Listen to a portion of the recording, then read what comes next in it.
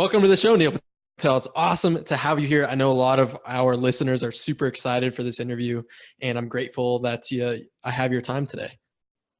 Thanks for having me.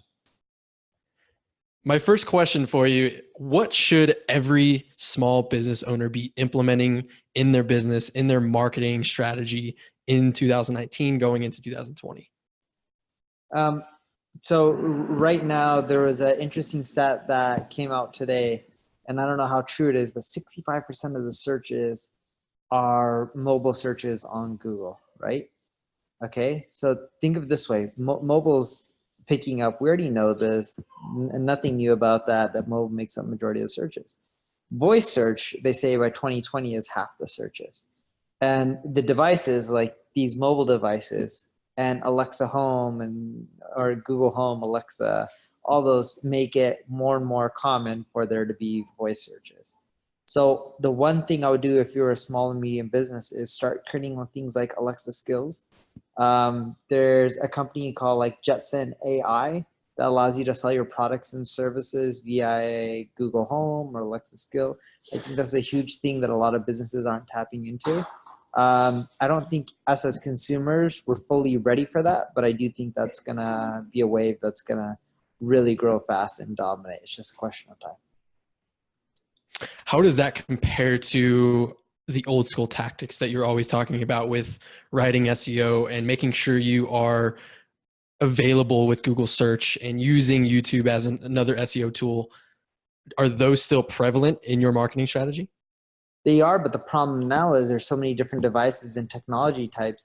People just don't use search anymore. Or let me rephrase it. They still do use search anymore, but what I meant by that is they just don't, or search isn't the only option, right? So Google's still really popular. Facebook's popular. YouTube's popular. But as more and more devices come on board, you have no choice to go omni-channel. You can't just rely on SEO. You can't just rely on Facebook ads. You can't just rely on having a mobile optimized site.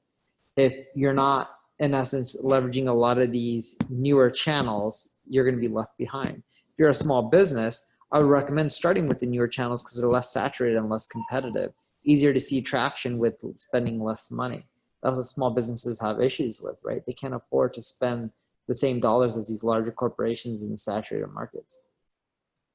So what are the best tactics? How do small business owners win besides implementing voice, besides adapting to the omni-channel presence that they need to have? What else should they be implementing? The other thing that small business could implement is things like referral-based programs. If you are incentivizing your users, creating a good product service, like rate us on X, and we'll give you free ice cream, right? That's an example that a small business that's a retail shop could implement. The other thing you can do as a small business is improve your margins, so then that way you can go out there and do some of these marketing tactics like paid advertising. Good example of this is my friend has a company called Everbowl, and it's an acai bowl type of company. They give you juices, acai bowls, granolas, etc. You get the point. And most companies that are SMBs, at least even more physical ones, when they're doing things like inventory checks, they have to go through all the items and check them one by one. He has containers that you literally just take an iPad and you take a picture of the whole closet, it has all the barcodes. It'll tell them their current inventory without someone doing it manually. That saves them on labor, which then allows them to spend more on things like paid advertising or Yelp or promotions and stuff like that. If you're an online business that's an SMB, same thing. Figure out how to be more efficient so you can compete with the bigger companies on the Google ads, the Facebook ads, other platforms out there. Because if you look at most venture-backed startups, they're raising money these days for two things: sales and marketing. It's not development that's all the expenses anymore. It's not design. It's not hosting. It is sales and marketing. How prevalent are keywords still in SEO? Keywords are a huge component. If you target the wrong keywords, you won't do well. And for that reason, I created a tool called Uber Suggest that lets you do all your keyword research for free, in essence. You type in a keyword, it'll give you, in some cases, like 15, 20, 100,000 suggestions. Heck, we even have some keywords in our database we have over 1 million suggestions for. It's amazing. So keywords are so powerful, adapting to the new voice search that's coming. and implementing different ways to attract your customer in order to compete with the bigger companies that are investing heavily into sales and marketing. So far, those are the tips that you've given us. I want to shift away from SEO real quick. Is education in your overall business strategy still the first place you should start? Educating your potential client? Should you be creating a bunch of content? Should you be creating mini courses? How important is that in order to get your customer to know, like, and trust you?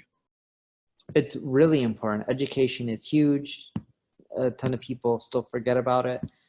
It's so huge that we're seeing a trend right now in advertising where you send traffic to educational based content, which is so much cheaper. And then from there, you convert them into a paid customer. We're seeing better ROIs from that than we are just sending people directly to a paid product. Not in all cases, but in many cases. And we're seeing that trend continually increase. So what is the best way to take a customer from the education place in your funnel to a paid customer? Well, within the educational piece of content, you pitch them in there to become a paid customer. So not only do you educate, but at the same time you're pitching. We find that to work better nowadays than just sending people directly to a paid product or paid service, because we're able to get the cost for the clicks to be way cheaper. Interesting. So even if you are in a saturated industry where your expertise lies within, let's just use digital marketing, for example, where there's a plethora of information, you are still recommending that people start from what they wanted to know when they first got started and continuing to build education around things that are constantly being talked about, or should you be adapting to new information? Ideally new information. Regurgitating information doesn't do that well anymore. It used to, but the web is saturated with content. So new does well, non-new, people are like, I've seen it, heard about it, read it, I don't care about it.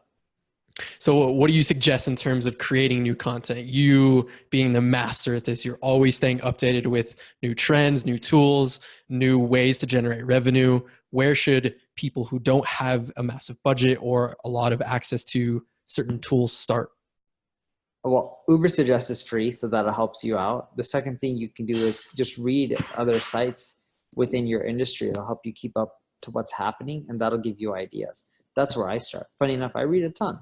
I was reading a site called Search Engine Roundtable today, got the stat of 65% of people now use Google from mobile devices, right? Like, I learn a lot from reading, and that's what you should do, because that'll help you make your stats, your content, your data, everything can just improve. Where do you see, sorry, I'm going to ask that again.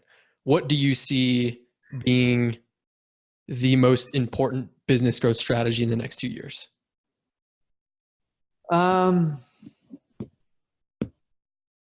See, most people would give you one being like voice search, or there's a collide that's happening between the offline and offline world. I honestly don't think it's one area. I think we're at a point in time where innovation is starting to happen in other areas that most of us aren't paying attention to. For example, space exploration, artificial intelligence, machine learning. You're starting to see a ton of innovation in those sectors and categories. But here's the thing. If you look at most SMBs and most businesses, they're not doing anything crazy, radically different. Heck, even I'm not, right? So if I had to pick what you're going to have to do in the next few years where the biggest potential is there isn't a ton of potential in what most of us are doing. So you have no choice but to be omni-channel and go after all of them because it's saturated. We're no longer at a phase where we're doing a ton of innovation. Like if you look at companies like Slack, it's not really that innovative, or Zoom, right? We're using Zoom to record this right now. Zoom's a great piece of software, but it's not like they did anything really innovative or that's wowing, that's changing the world.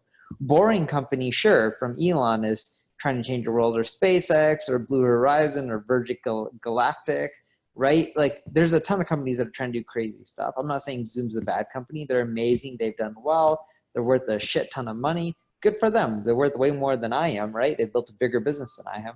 But the point I'm getting across is you're not seeing a ton of innovation. We're seeing better execution on existing ideas. And for that reason, the space is saturated. Money is being used for marketing and sales. That's where you have to spend your cash.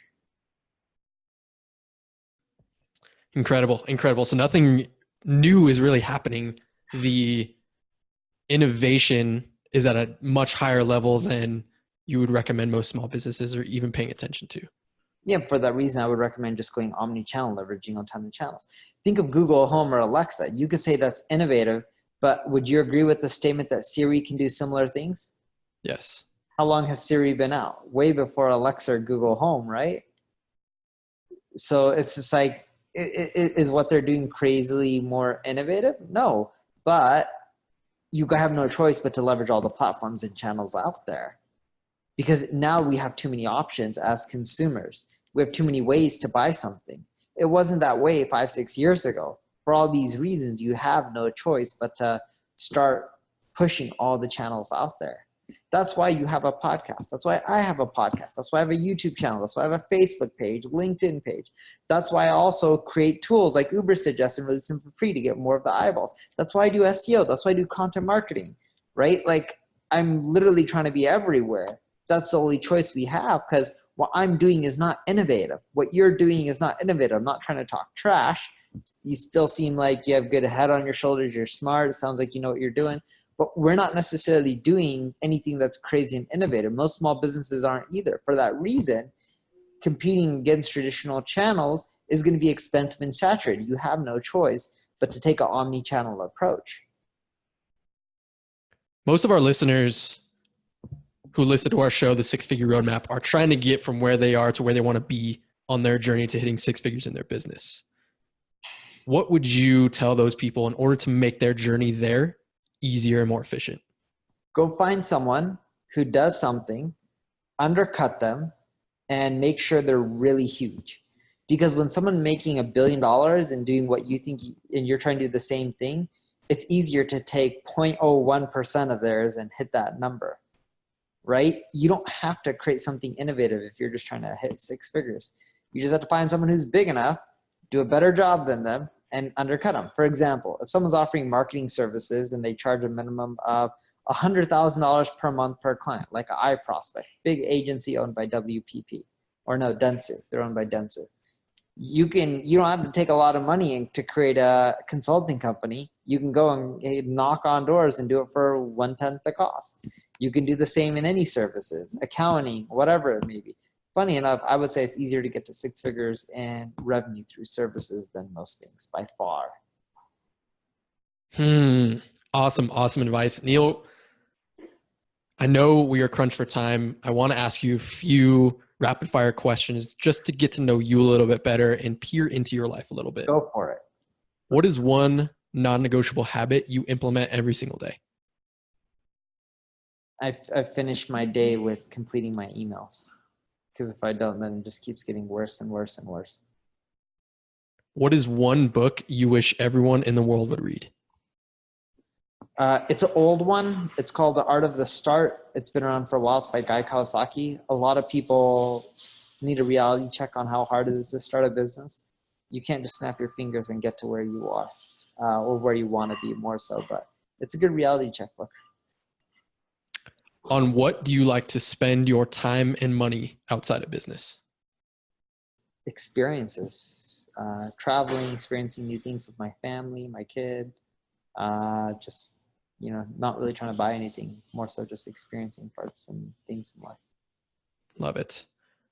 What was the most insightful or actionable piece of advice you've ever received?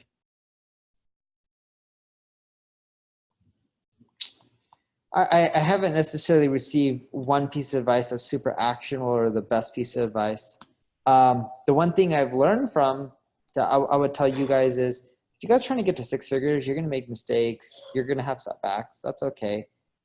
Learn from your mistakes. Avoid making the same ones over and over again. Eventually it'll lead you down a path on what you should be doing, right? I got to where I am not because I'm smarter than most people or I know what I'm doing. I made so many mistakes. Eventually I learned, don't do this mistake again. And I kept making so many. Eventually you stop making all those mistakes. What's left? The stuff you should be doing. Incredible and wise words. Neil, I appreciate your time today. I really appreciate you being on the show, sharing your insight, sharing your wisdom. Is there any last words you would like to give our listeners before you head out? If you want to get to six figures, I found that services businesses are the easiest way to get there. Just don't compete with them. Neil, thank you so much. Enjoy the rest of your day. I appreciate you and I appreciate all of your time today. Take care. Cheers, guys.